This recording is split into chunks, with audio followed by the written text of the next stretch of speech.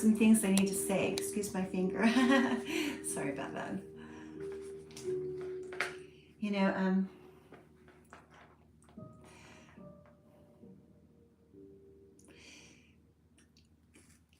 I was just thinking just right this second that it is how we look at things ultimately that does make us or help us to understand whether we're coming from a glass half empty or glass half full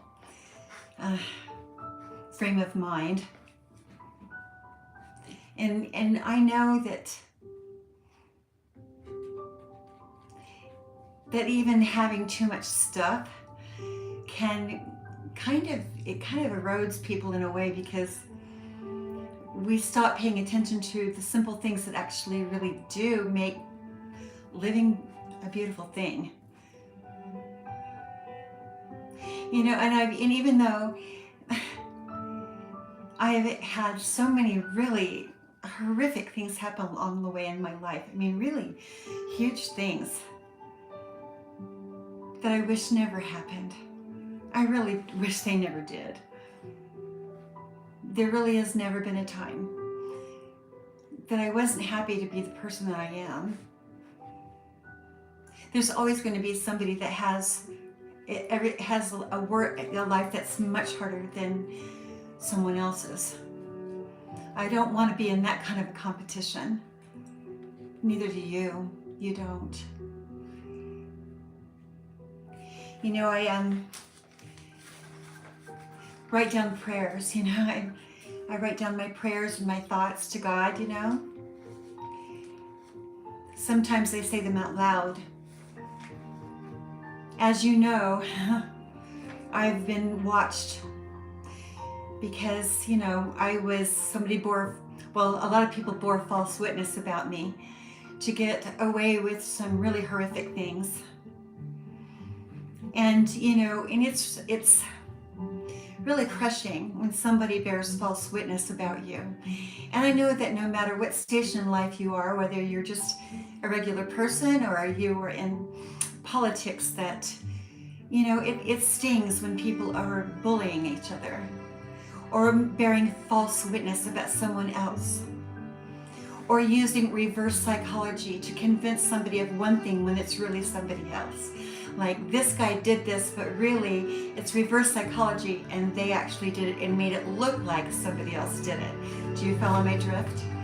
And this world is so, I mean, these scams, you know, trying to guide us into how they want us to think things are, and to not take the time. Alexa, decrease volume one time. Alexa, decrease volume one more time. So we are in there's a lot to say, and some of the things that I've written down, they will probably alarm you if you don't know. And things that, you know, are emotionally really tough to have to know that somebody's put me through when it didn't have to be that way. But I want you to hear me out first, okay, before you make any kind of judgments, further judgments about me. I want you to understand that our lives, you know, we love our life. We want our lives. But the things that you can't take with you are the things that, you know, matter the most. I mean, you know, we're all going to die, you know, right? But, and most people intellectually know, and maybe even spiritually know, there's more important things than money. You know, I was watching a show one time. If you were to have your house on fire, you know, you'd want to get your kids out first, but nowadays you wonder how many people would run back in the house just to get their purse and their wallet, you know, and you know, they would worry about, you know, things that are not as important as you know, your pet. I mean, I would take my pets out before I'd go for the money. I would. There's no question about that. You know, they're my family too.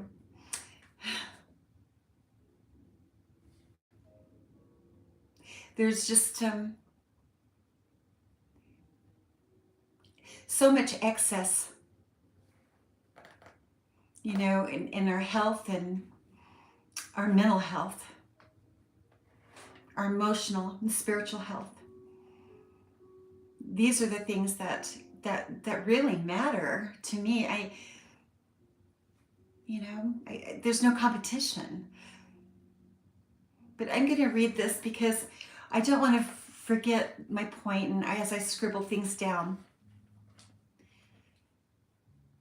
And I want you to imagine, because this is what I know is happening or has happened to me. All right? And I do apologize if it offends or at all, but I want you to hear me till the end. Okay, all right. Here we go. As I prepare my words, I ask you to remind me, Lord, of the things I want to say or that you want me to say. In Scripture, it says that when Jesus died on the cross, forgive them, for they know not what they do. Yet I'm not you. And I know that's what we're supposed to do. I'm asking you to help me with this. There are those that had no desire to change. Not at all. Many don't want to accept that the facts that perhaps that government tolerates the churches for the control of the people. Because, and it's not all, you please hear me out though. There's a reason for my saying this, and it'll all come together, okay? The church, from the beginning of time, became, at the beginning it was really the government, even above the king of the land was the church, right? And so over time it became, absolute law that kings couldn't even, protest until Henry VIII, right?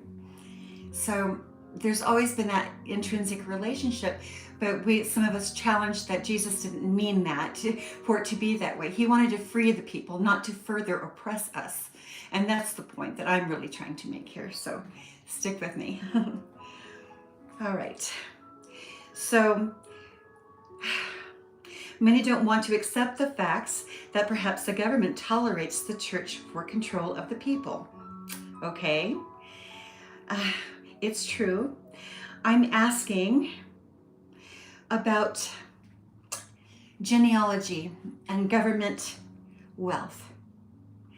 I've spoken about this before, about the wealth of ancestry and being able to go into Family Search and to change up names or to put somebody in or out of your family, or, just they can change the records, and there's really no way, they're not forced to verify, and maybe, some ancestry goes in and tries to verify these things, but they really don't. So it's almost like until those records are somehow, there's documents supporting it, that's important, but people can go and they can, destroy them. So I guess it's never going to be a pure science, is it? Maybe somehow it will be, and we can learn to detect who belongs to who, right? They can, I guess they can tell what part of the country you came and who your ancestors were, right? And so eventually they can figure it out who you belong to, right? There's really no way to hide it, actually. But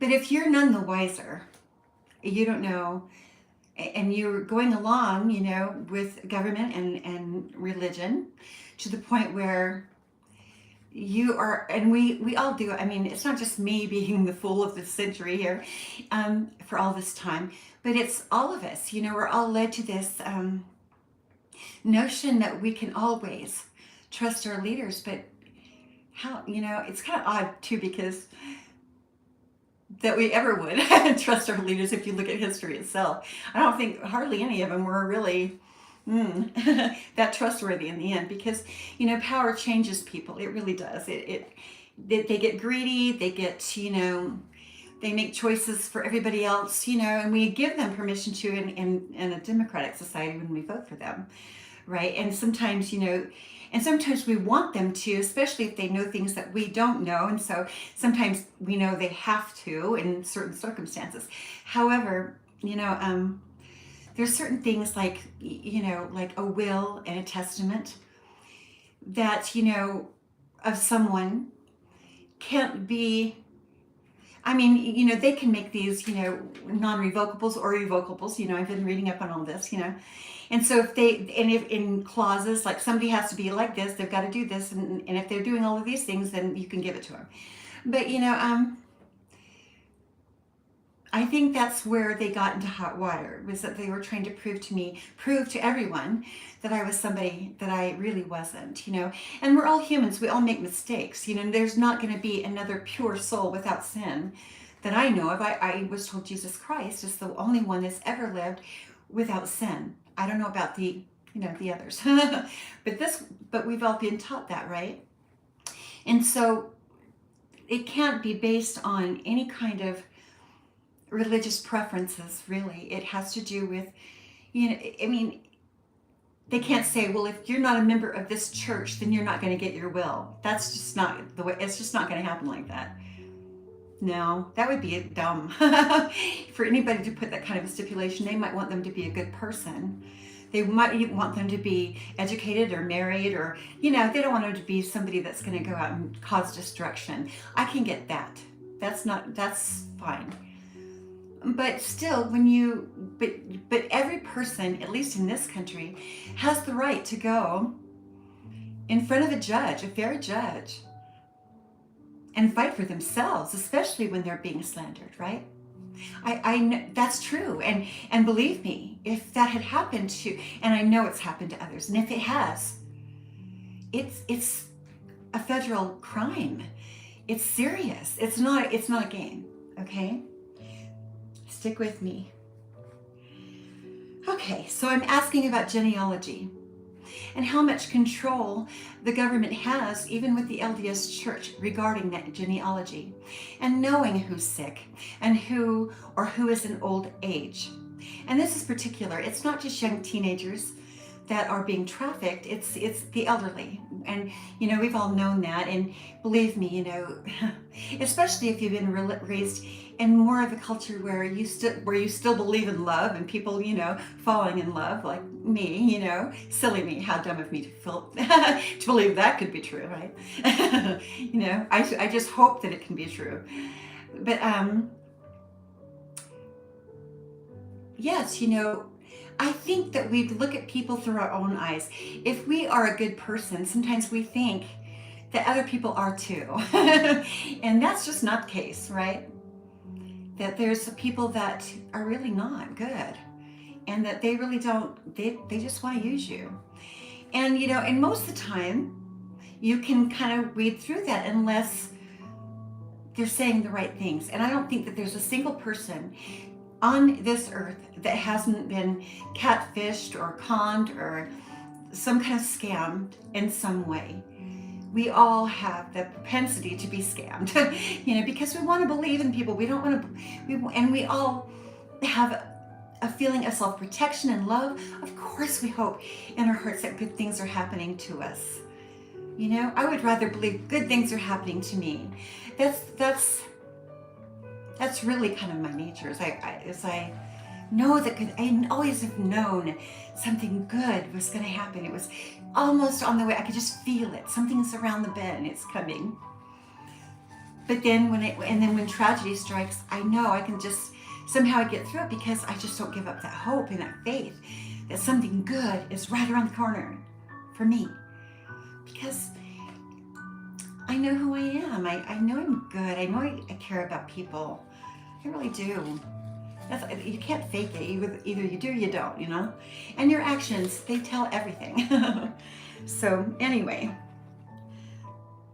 how it's easy to steal in government, and if all of us we're not paying attention, these things can happen all the time. And if they have all these slush accounts that are, accruing all this money because we haven't figured out they have it, and then they can give it to this country or that country or these people over there because we haven't figured out that we have it, and somewhere along the way, the American people deserve, actually the people of the world deserve to know,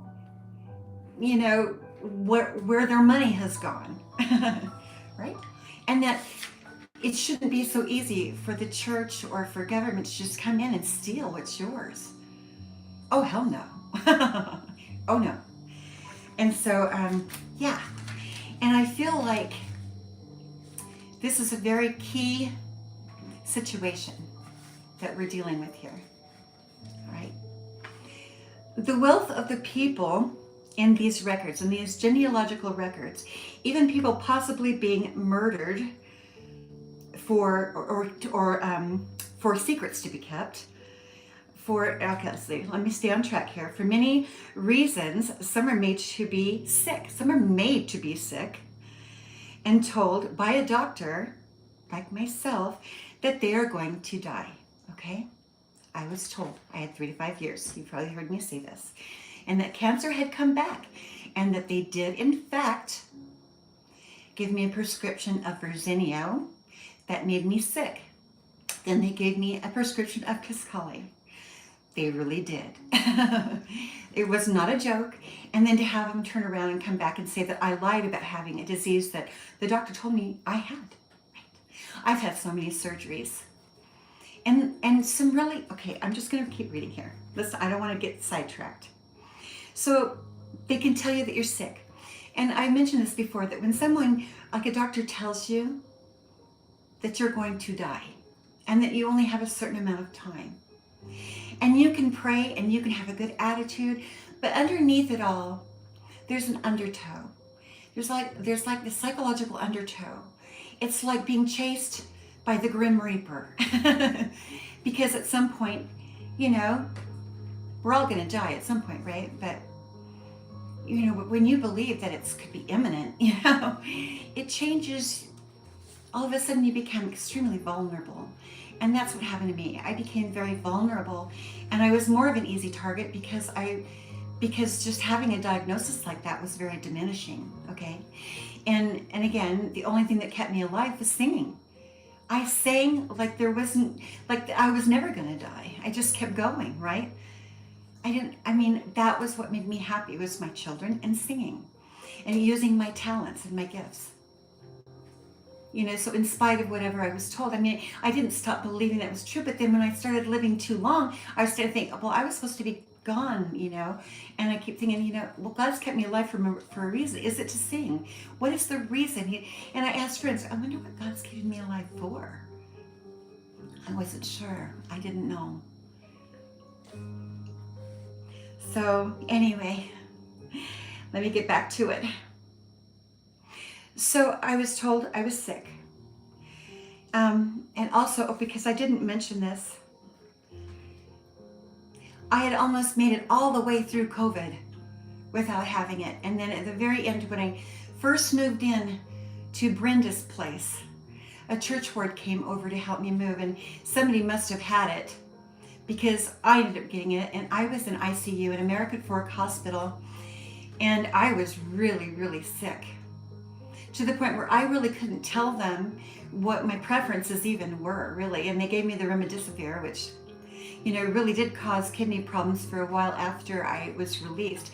But, and I remember I was put on a ventilator. They wanted to put me on a feeding tube and a ventilator, but I was still eating. It didn't make sense. I wasn't better when I went to ICU, but I was on my way to getting better. So it didn't make any sense to me why they would want me on a feeding tube and a ventilator when in fact, I was gaining weight. Maybe they should have, so I would have lost a few pounds, right?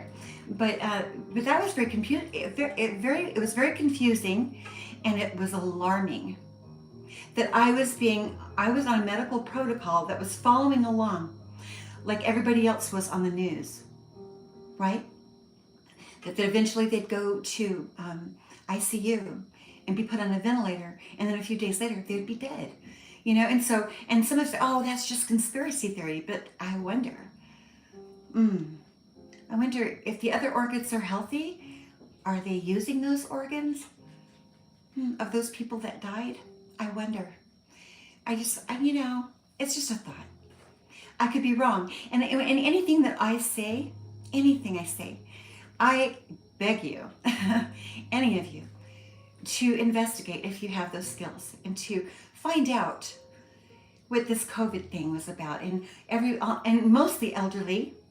And then I heard in New York that it was a certain ethnic group. Ethnic groups were being attacked with it. I want to know the truth. I think it's really important.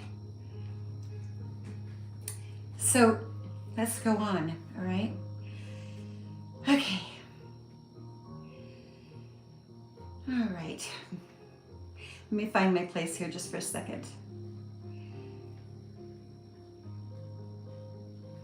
Oh, this is it. Okay, I want to say this. So, let's say you die, all right? Let's say you do die. And you're on all of these different medicines, either for, breast cancer or, the drugs that they give us, right? The drugs that get to heal us. And we die. They can still say it's from natural causes because of COVID and then get thousands of dollars coming to the hospital because of COVID. Do you realize how much money these people were getting paid? I mean, I'm sure you've read the news about how much money these hospital staffs made just from having COVID, happen to us. This was a disease for profit.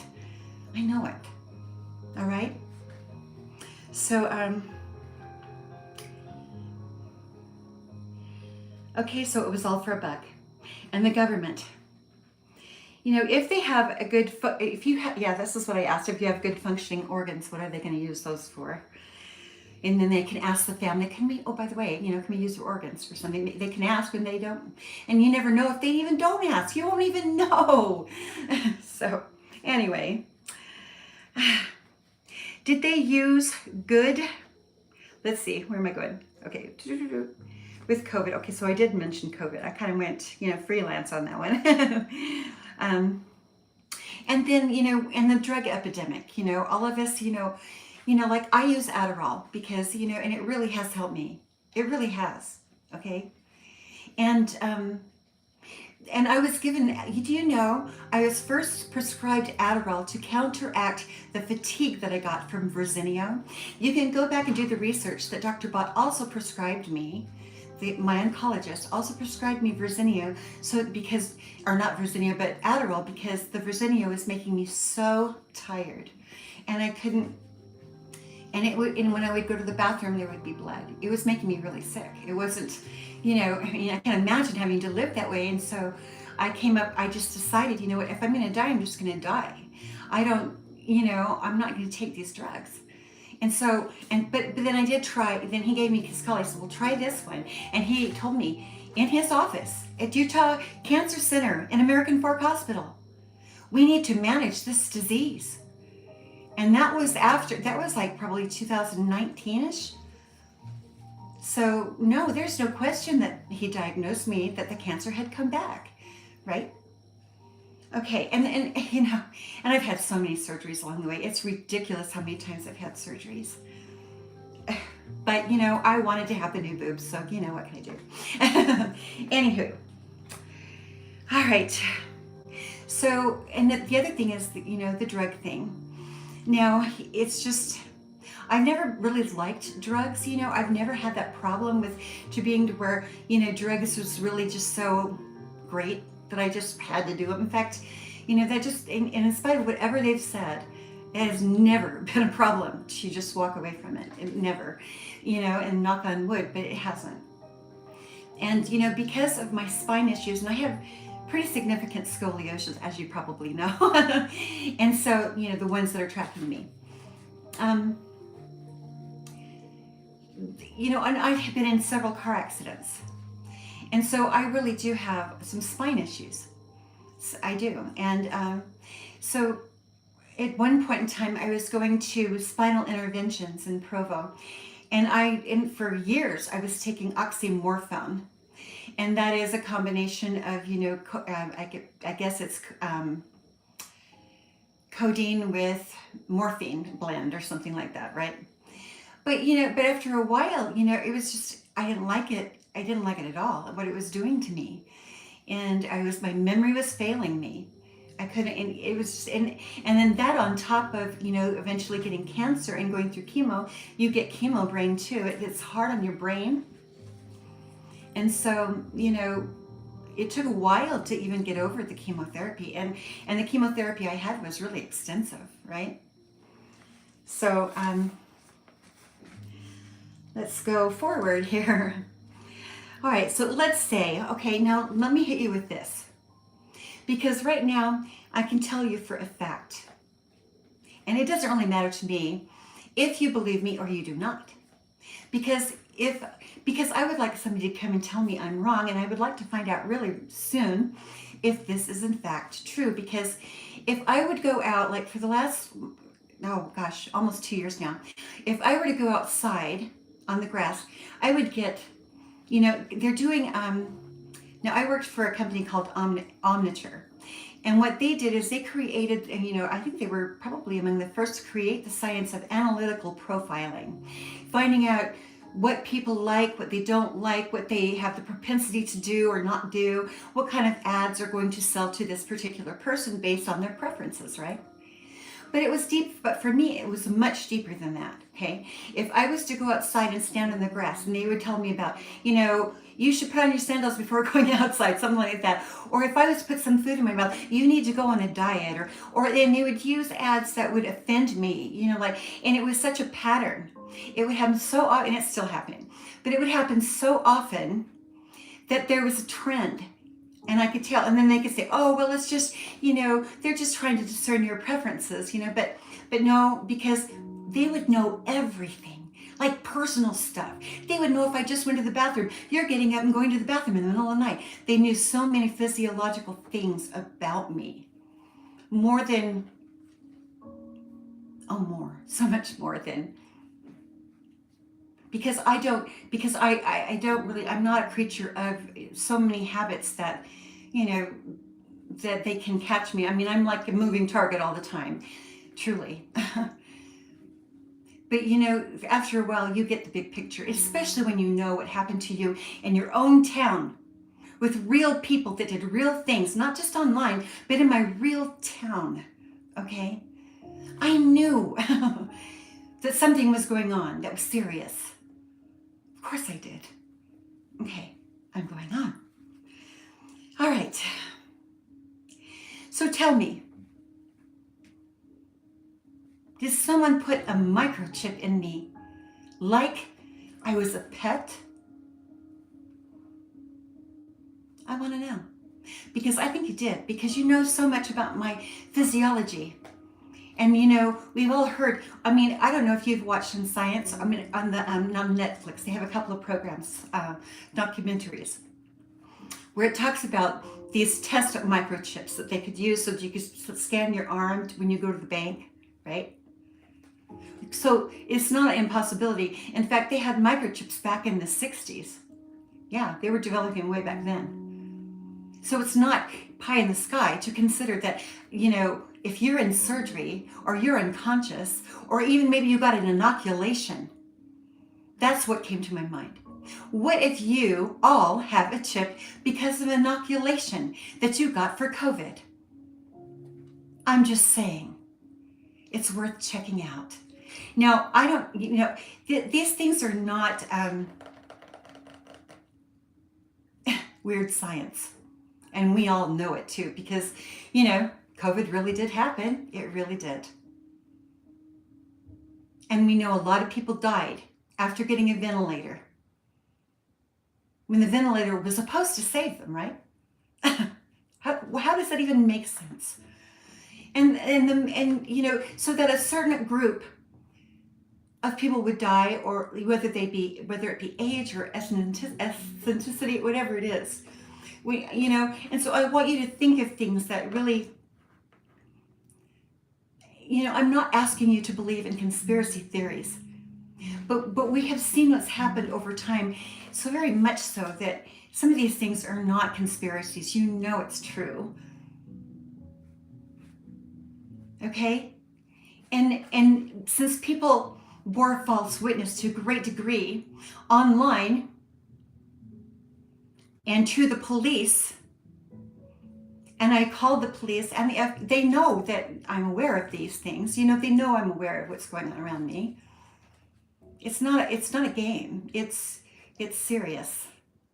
All right, and I'm it's true. But I'm still going, okay? And I just want to inform you, okay?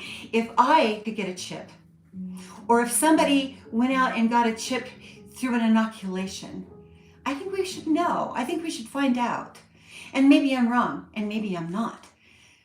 But I think that would be, if these chips are so teeny tiny that they can put them inside of you with a shot, and that's how they do it. Because I saw it on the I saw it on a Netflix documentary. Not only that, they were, on one documentary they were talking about how with one of these devices inside of you, they could determine ahead of time what is physically going wrong and fix it before it really happens, which isn't such a bad idea. But if they could end your life with that very same chip that could save you, that's really scary, right? Because then if they can end life or cause disease through a chip, you would die, and they could just say it's natural causes. I just want you to mull this over a little bit, because you can go and watch the documentaries about it, okay? I didn't make it up, So with anything that could be potentially helpful, it could also be potentially harmful. That's what I'm saying. All right, let me go back to this. So let's talk about, people that are targeted.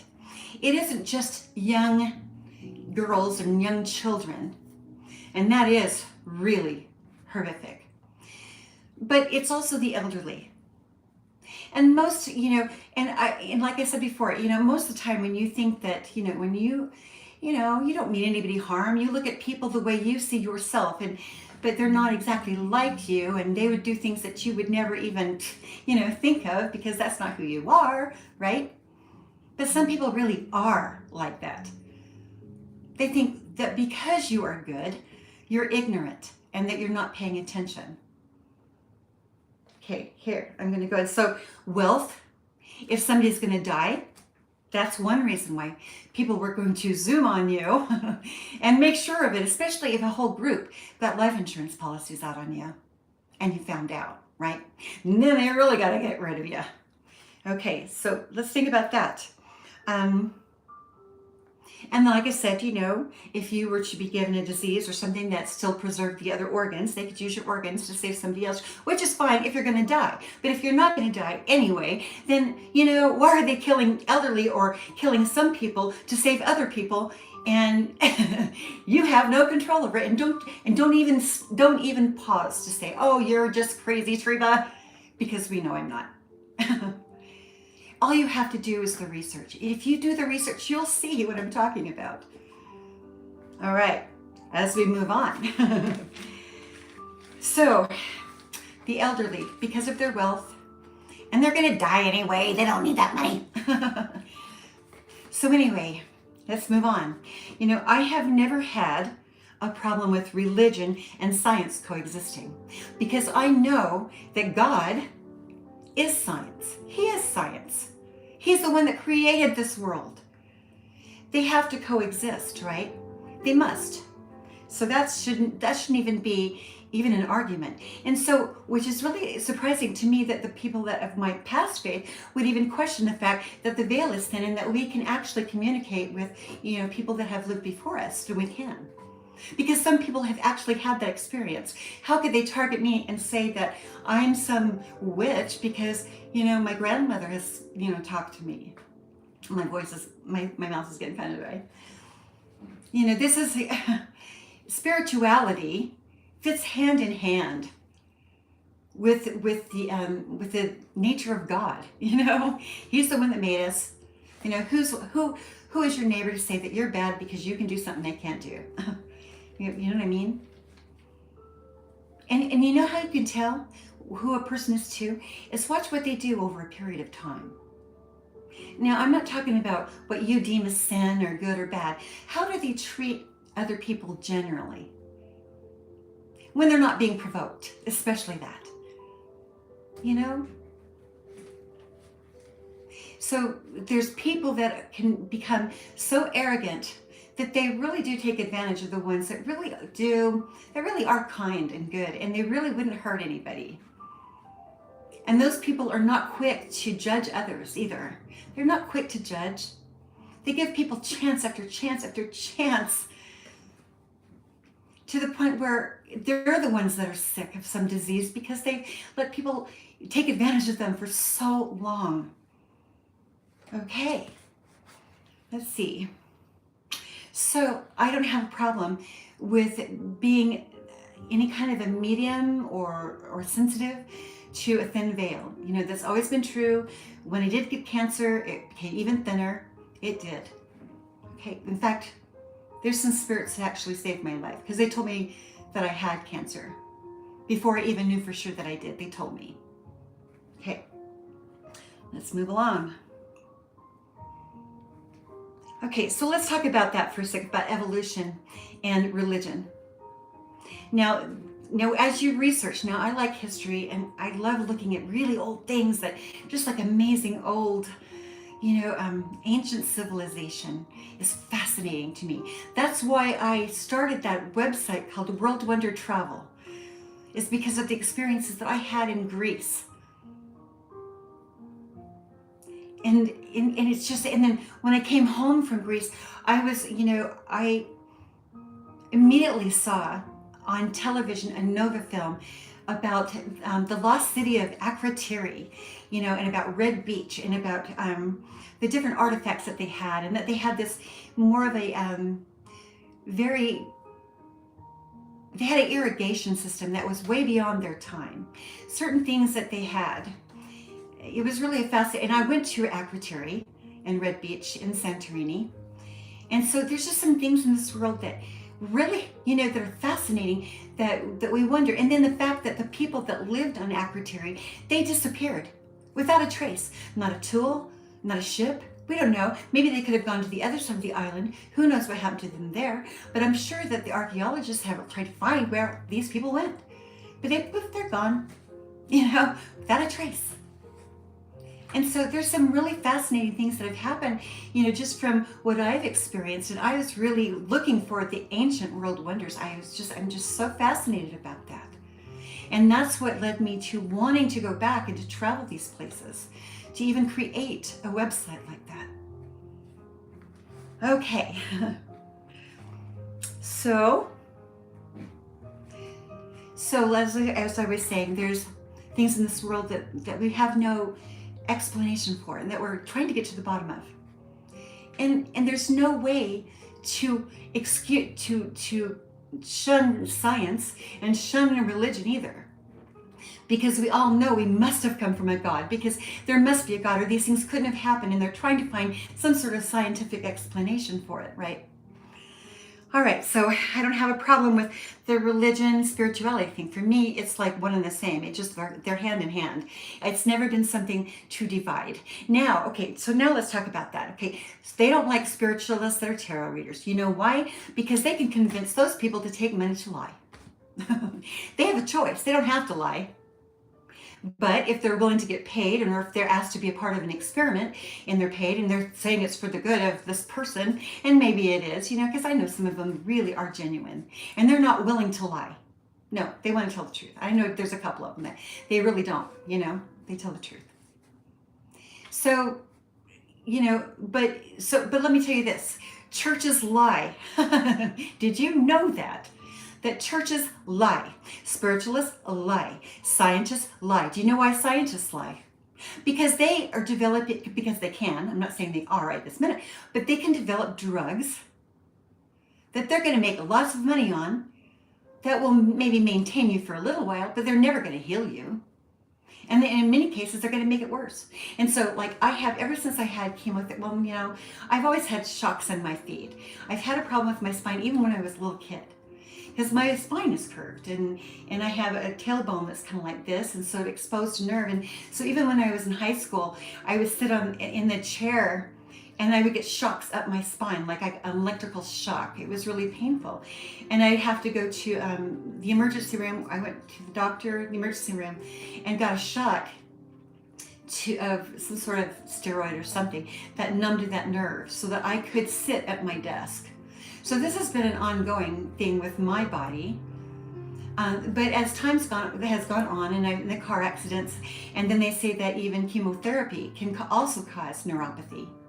So I really do have like fizzy feet, like 24/7. And now they're saying, don't take gabapentin, you know, you have some kind of coating over your nerves, and this is why, and, you know, and yet they want to take all my resources. So I can't even, so even if you told me that there was a science that could cure certain things, there's no way that I have the investment capital yet to be able to get those things that could heal my body, right? And so, because they're so hell-bent on me being miserable and dead, you know, and why would anybody wish something like that for anyone? Why? And you know, and it could just be these wacko scientists that are just decided, okay, well, we're going to do a government experiment on this person. Who do you want to pick? And then they force my name on a contract so that they do some tests on me, right? Oh, she's going to die anyway. She'll never find out. They didn't know who I was. And how I do pay attention. And being nice has nothing to do with it. And even if I don't get it right from the start, eventually I do watch how people behave. I observe. And I know how I feel, they make me feel energetically. Anyway, oh, I know them energetic. Everybody, also, that's another thing. Every personality has an energetic signature. You know, and it's very distinctive. It's easier to identify them if you know the person. But you don't. You wouldn't even have to actually know them. You might be able to watch somebody on TV and see how they behave. Even when they're acting, they're still going to be, you know, themselves a little bit. You know, but we all get confused too, because we think that if they're playing a part and they play a certain part, that they're either bad or they're good, or most of the time we know that they're acting if they're bad. But no, we want to see them as these other gods, right, of the universe, you know, that we aspire to be like. Anywho, that's a different talk. Hold on, here we go. So we know that churches lie. They tell us certain things and we go along with that, right? And they tell it, they keep secrets because they don't want us to know. And they say that they have a reason for it, but you know, you don't know what it is. And if they can mess with your genealogy, or they could take advantage of you and keep you paying and paying and paying and keep you blinded. And then even when you find out the truth, you don't even want to know because, oh, well, it's for this. And it's because no matter where you've learned, no matter where we have been ingrained, however, over periods of time is what we have come to believe because we've been nurtured and, you know, we were born and bred to believe a certain thing. And it doesn't matter what part of the world it is. I mean, we're born, you know, and we kind of, you know, are entrenched in all of this information and dogma. But one thing is for sure, there's no question in my mind that I believe in Jesus Christ. You know, I know what it feels like to have him near me and with me, and even in my darkest days too. And it doesn't mean that he's not only with you when you're good, he's with you all the time. And if you're in danger, there really are angels attending to you. There are. And you don't have to believe it. And you wonder why, well, why did God let that happen? Who knows why? I don't know why. And it's a lot of times death is just so cruel and unfair, especially when it's really, really young people. You know? And I had survivor's guilt for surviving cancer when I could go and get chemotherapy and watch a young mother with 4 kids. Not only was her husband divorcing her, can you imagine divorcing your wife when she's going through an illness like that? And she had 4 babies, and she couldn't have been 35. Tell me how. I want God to explain that to me. I don't understand. There's got to be a reason. And there's got to be a better place than this. There has to be. And, so I don't understand all of those things any more than anybody else does. But there's one thing I do have, that no matter what, I know that there's a God. It isn't just that I have hope and faith. It's just that, just the fact that we exist tells me there is a God in heaven. And the fact that we, even though we are so capable of such diabolical evil, we're also capable of such amazing good too.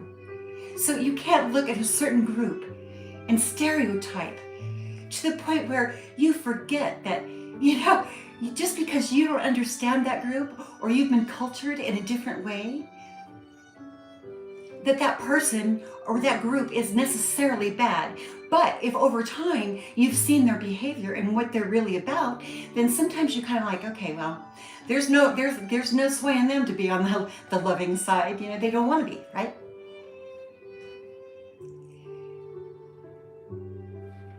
Yeah. All right. So I know what it feels like. To have the Spirit with me. I know what it feels like. And He's told us that we are living in darkness, and we are. We're really living in hell. And we can make it better, or we can make it worse. We have a choice, right? Human beings, they lie. Everybody lies. They do. Everybody. Humans by nature, or the natural man, are evil. We're lustful, we're evil. And then on the other side of that, we've got these pious, like this super incredibly pious religious group that wants to condemn those people over there. Okay, and everybody is on a different level of development too. And so, but they're using a platform of what's good, what's bad, and they're not really addressing where that person might be at. So when they're making that judgment, they just don't really know. And so if you're living like this, obviously you are terrible, you are so bad, okay? Because they don't know your life, they don't know where you've been, but they give you a set of rules. And I'm not saying everybody's like this, okay? I'm not making a stereotype out of any particular religious group at all. Okay, it's religion. Okay, maybe Christians do it. Okay, I'll just say it's like, the Christians are so ready to judge. They're like the first ones that do it. To judge somebody based on doctrine and not love. And this is why it's so dangerous to use religion in a court of law. Because everybody's on a different level in even their progression, even if they are white, living in a country and in the very same religion. They are on a different spiritual level, okay? And so this is why you have to look really at the crime, not religion, okay? There's reasons why we have laws for domesticated society to keep us safe, and why it's so imperative that those laws be followed, and that has no basis on personal belief, really, because you can even believe in God, but you made a mistake. Where in the world, why would religion have any part in a courtroom? It certainly would not. Okay, let's move on. And really, and believe me, I'm asking, when I write these things down, I'm asking God, please tell me, or what would you like me to say? What do you want me to say? And this is what this is what I wrote. And so take it or leave it, okay? We also know that human beings have the capacity to do great good. You don't have to be bad. It is a choice. And if you are not in a religious point of view, if your religion is loving your dog, boy, that's a great place to start, because I'll tell you what, I had a dream one time, and I woke up knowing that dogs were cherubs. There's all kinds, and horses like that. There's some cherubs and there's some that are seraphim. I got the idea that canines would be more of a cherub, and that the seraphim were the calves. But I knew for a fact, and if you read in Revelations, they sit at the footstool of God. Right. And the cupids, the dogs, they're like Cupid, they're the cherubs of love, pure love. And these animals, they can become whatever we choose to train them to be. They're moldable, which is unfortunate because when they're born, they really are sweet animals that I believe spiritually have sat at the footstool of God. I really do. I know that's true. Okay, all of his animals. He loves them. He created them. They are his personal artwork. You defile them, you're in trouble. Okay? Just keep that in mind. All right, here we go. Moses came. He left. Jesus came. No more sacrifices. No, don't believe it. Here we go. Let's see. It's easy to do good in this world if you lead with love, if you lead with compassion. A judge, I believe, if a judge that really does care about the law and cares about the balance scales and really has blinders on so they don't see the person's, what they're dressed like, what their skin color is. They don't see it. That's the whole point. And they make a decision based on information and facts, not fabricated evidence, but real facts. And to go do the due diligence of finding out what is true and what is false. There's a choice to be made. To steal or not to steal? That is the question. To fabricate evidence, to not fabricate evidence? That is the question. To perjure or lie in court is serious. Bearing false witness is serious. And it is against the law. It is. Okay? Okay. Now we're moving along. Sorry. I'll get through this. There is a way. If you don't have faith right now, but you love an animal or you love anything, you love your child, you love something. And don't say I love something that's going to hurt me, like drugs or whatever. Love something that's living. You love the beautiful mountains. You love animals. You love riding your bike. You love something. You have on some level feelings of love. Do you know we are the only creature on the face of this whole earth that has the ability to have feelings as deeply as we do? I mean, the other animals, they have feelings too, but their intelligence isn't the same as ours. We are the only creature that is the most godlike. So we are the ones that can learn, and we're the ones that can discern, right? We do. So we have the capability, and see, this is where I came from. They thought I was naive, but I was naive in the sense that I expect people to be good, especially people that are in the church. I expect them to, hopefully have listened to the lessons that they had been taught. So I expect, it doesn't shame me to expect the best in other people. Okay? That's a good thing about me. I don't do that anymore, which is kind of sad. I don't always expect the good in people anymore because time after time after time, it's been proven to me that a lot of people aren't doing that. Now, I know that there's some people that really do care and that really aren't like that, but there's been so many people in my life, throughout my life, that have been exactly like that. They pretend, but that's not who they really are. They're still hiding. They still think they're superior and that they should be in charge of everything, and that person that they deem lesser than them does not have their own voice to speak, to think for themselves, because they want to steal, right? Here we go. Enjoy the beauty and the animals, anything that you love. If that's all you can start with, start there. The feelings of love you feel when your baby is born. When your dog has puppies, those little delicate things, oh my gosh, they're so sweet. The little puppy breath and their babies are beautiful no matter what creature they are. They really are. They're sweet and they're innocent.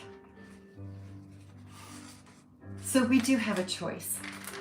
And we are very fortunate to be the most intelligent of the species of animal. But with that gift comes a great deal of responsibility. If we really are made in the image of God, either spiritually, intellectually, We need to combine religion and science in some ways, especially if it's for the longevity of the species, of all species in this planet. You know, they're not separate. And if we can stop trying to soak people for when they have cancer or any kind of a disease, because you can make a drug that temporarily gets them by until it kills them. That's not saving people. It isn't.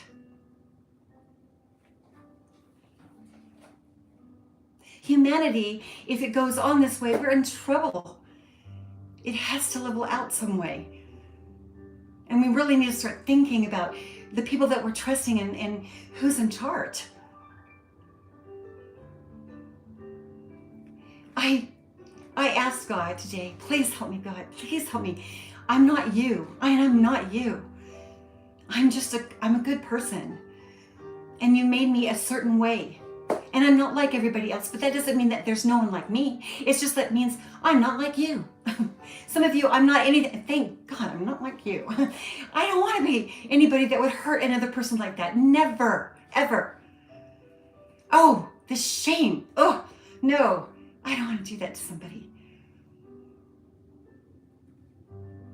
You must wake up. You must wake up and pay attention to your leaders and really think and do the research. Don't be afraid to do the actual research that you need to do so that you know what is the truth and what is not. Because in the end, it might matter. It might be a matter of life and death, or whether somebody puts a chip in you during a surgery or an inoculation, or to give us another COVID virus of some different strange kind. It is time that we wake the hell up. There is a God, and he really is watching. He is watching. And we deserve to have a safe world. And I don't know that we're ever really going to get it. It's going to take a lot of waking up to be safe.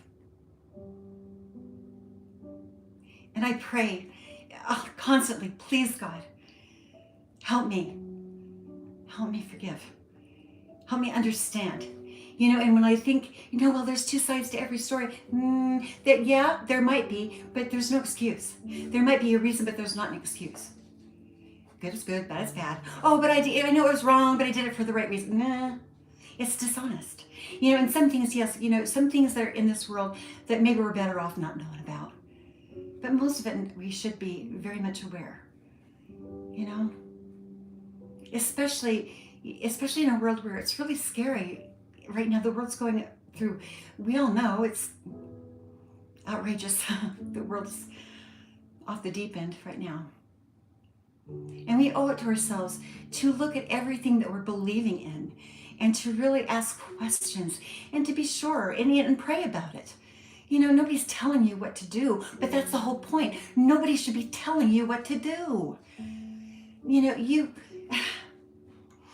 Each man has the privilege given by the Savior himself to follow the dictates of his own heart. You know that. But that doesn't give you permission to attack somebody else. Once you invade somebody else, all bets are off.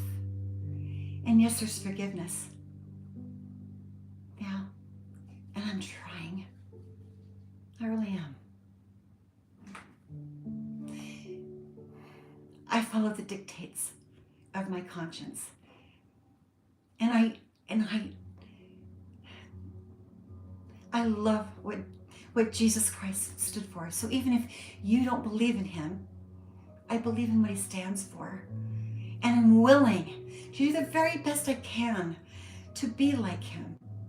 And I look to my leaders to know more than I do about the different parts of this world and their, and where they are spiritually and emotionally at, to understand what is safe and what is not, and, and what to protect. And we hope to help that he's protecting us. That's what we want. Yes, there is forgiveness. And there's also a thing called reverse psychology. Okay? That's the gaslighting is reverse psychology. So somebody does something to you and then flips it and says you did it. Has anybody been there? Oh, that's been my whole life. It's been my whole life. So I'm willing to forgive, but I also have the right to protect myself and to do what I feel is right and follow the dictates of my own heart. I do. As long as, and this is very important, as I'm not hurting or harming anyone else. And if you don't like something when you're on social media, skip, just go to the next thing. You know, you can hit that don't recommend this channel anymore. For me, I hit don't recommend this channel and they just send it to me anyway. What's up with that? And see, that's it. I can even write to YouTube on YouTube Studio and say, you know, you guys are not respecting what I want to see and what I don't want to see.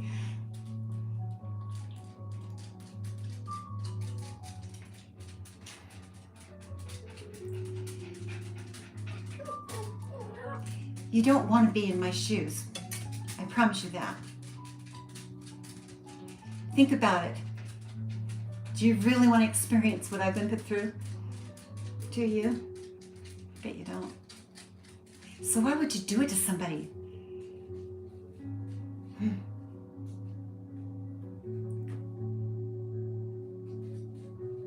I really am trying. I deserve to have a happy life, however long that's going to be, without any meddling from medicine that's going to harm me, or decisions by people that don't even know me at all, making judgments about me that they have no idea anything about, that place judgments based on their own experiences or their preferences. But they don't know you and what you stand for at all. And they want to push what they believe on you. And so, you know, I just look around and I decide at the end of the day what it is I believe and what I feel is right in my heart. Knowing that I'm leading with love, knowing I want to harm no one. I'm pretty safe knowing that I don't want to harm anyone. That's not going to prevent, I can't stop from bad things happening to you. If you make a bad decision, that has absolutely nothing to do with me. If you make bad decisions or you break laws or you harm other people, that's on you. It has nothing to do with me. It really doesn't. And, you know, and I'm very weary of the betrayal that I've experienced. I'm just tired of it. You know, I need good people that I can count on in my life. Really count on. I want a government that keeps its word. You know, there's a reason why people don't always want to talk to the government, because the government, they know inside their head that they are already manipulating us. You know that. That's why we don't, you know. We don't want to piss them off, but we don't want to, you know, call attention to them too much, except that I've had to save my life from this targeting attack on my life. That I'm very aware of all of you that aren't just online. You know, there's data imprints, there's date stamps, you know. So whatever you do online, it isn't like make believe. You know, you actually had to take an action to do it. Okay, in a very physical way. This is not make believe on here. It's real. So I don't know. My heart is in a good place, but I'm being pragmatic at this point in time, because I feel like there's not enough people that are being pragmatic. See, how can somebody that's spiritual and woo be pragmatic? Because it's intellectual understanding. You don't have to be woo weird and be a spiritualist. You can actually rely on, you know, intellect and intelligence, right? You're an emotional balance and observation and understanding, reading the energy and, you know, that's coming off of a person. So you know them when they're good, you know when they're mad, you know when they're sad, you know this energy and how it fluctuates because you feel it, especially if you're around people. It's no different than that. But some people, you know, can pick up on that a mile away. Without really knowing someone, you can kind of know what they're all about. And I'm paying more attention to that now than I did before, because I'm not coming from a place of, well, I still come from a place of love and compassion. However, my eyes are no longer closed. And I realize that not everybody's like me. They're not. And that's okay, as long as you don't hurt me. You know, because if you do, I'm going to defend myself. You better believe it. I will. Be good to each other. We deserve so much better than this. Do your research. Find out what it is exactly that you are truly giving your heart and your mind and your soul to. Make sure. You know, and I don't know everything. I'm still praying and asking God, please reveal all the mysteries of this universe. Because I want to know. We all do. I'm doing the best I can, like everybody else. And I'm harming no one, and nor do I have any desire to. But you need to back off. You don't have to like me.